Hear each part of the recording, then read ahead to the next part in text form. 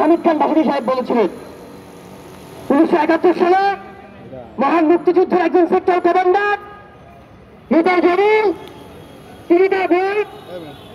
অরক্ষিত স্বাধীনতাবাদী পরাধীনতা আমরা বলছি নিজের জলিল তার বই অরক্ষিত স্বাধীনতাবাদী পরাধীনতা সেই বই তিনি লিখেছেন স্বাধীনতার পরে সেই দেশের বিরোধী সীমান্ত দিয়ে বাংলাদেশের সেই সময় এরা হচ্ছে ভারতের বয়সীরা বাহিনী ছিল যৌথ বাহিনী ছিল তারা সেখানকার সরকারি অফিসে বাথরুমের কামড় বিভিন্ন অফিসের গ্লাস বিভিন্ন আসবাবপত্র সেগুলো যখন ওই সীমান্ত দিয়ে নিয়ে যাচ্ছিলেন তখন নিজের জমির সেখানকার সেক্টর কমান্ডার হিসেবে তিনি সেখানে বাধা দিয়েছিলেন এই জন্য সেই সময় নিজের জমিতে প্রথম সেক্টর কমান্ডার হিসেবে স্বাধীন বাংলাদেশে তাকে সেই সময় রাজবন্দী করা হয়েছিল বন্ধুগণ আপনারা জানেন পৃথিবীর মধ্যে সবচাইতে বেশি বর্ডার কিলিং হয় ভারত বাংলাদেশ সীমান্তে এবং এই হত্যাকাণ্ড সবসময় এক পাক্ষিক হয় সবসময় বাংলাদেশের মানুষকে মরতে হয় সেই সীমান্তে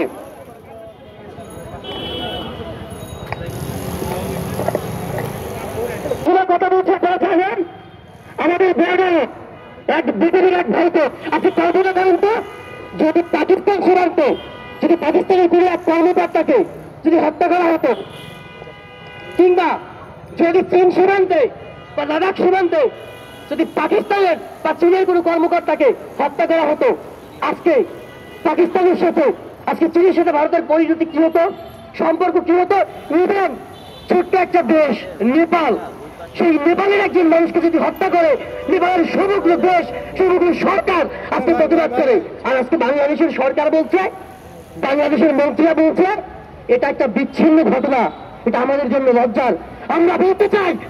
আওয়ামী লীগ সরকারের জন্য এটা একটা বিচ্ছিন্ন ঘটনা কারণ স্বামী স্ত্রীর সম্পর্কে থাকা আওয়ামী লীগ আজকে ভারতের কাছে নিজেদের ইচ্ছা নিজেদের অধিকার নিজেদের ক্ষমতা সবকিছু লুটিয়ে দিয়ে জনগণের ভোট এবং ভাতের অধিকার বিপর্যয় দিয়ে ক্ষমতা নিয়ে ভারতের পা ধরে ভারতের গোলামি করে আজকে রাষ্ট্র ক্ষমতায় আছে আজকে আপনারা দেখবেন ভারতের সিনেমাগুলো আপনারা দেখবেন যে সিনেমাগুলো করা হয় ইতিহাস ভিত্তিক যে সিনেমাগুলো নির্মিত হয় সেখানে বলা হয় 1971 সালে বাংলাদেশের 30 লক্ষ মানুষ যে জীবন দিয়েছে 2 লক্ষ মা বোন যে শহীদ হয়েছে সেই বিষয়টিকে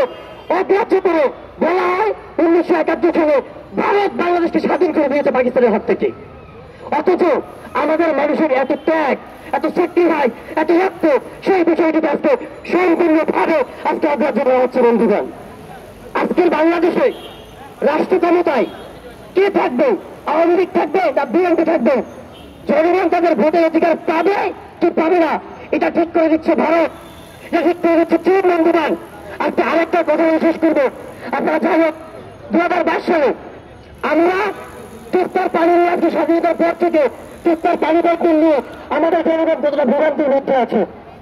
চীন একটি প্রস্তাব দিয়েছিল যে তিস্তার বিকল্প হিসেবে তারা বাংলাদেশের ভূখণ্ডের মধ্যে একটা বিকল্প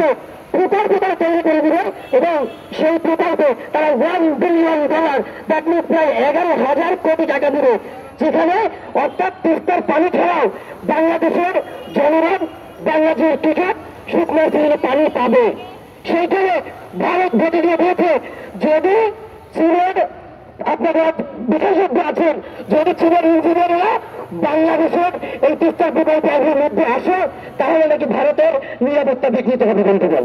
চিন্তা করেন বাংলাদেশের মধ্যে এখানে আপনারা একটা বিকল্প করবে সেখানে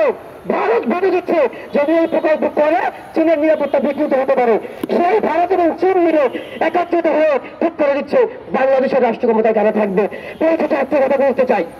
ভারত এবং চীনের কাছে বাংলাদেশের রাষ্ট্র ক্ষমতায় কে থাকলে কে গেল এইটা ম্যাটার করে না জনগণ ভোট দিতে পারলো কি পারলো না এইটা ম্যাটার করে না একটাই কথা